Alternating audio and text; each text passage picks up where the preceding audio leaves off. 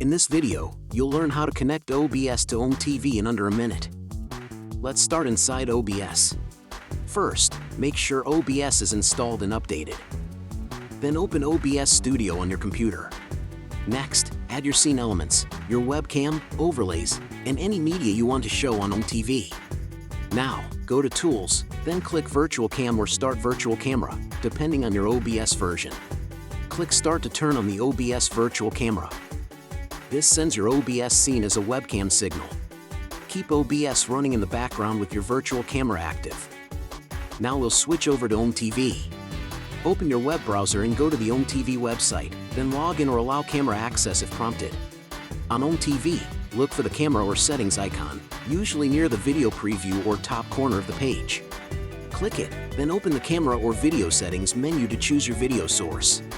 In the camera drop-down, select OBS Virtual Camera or similar.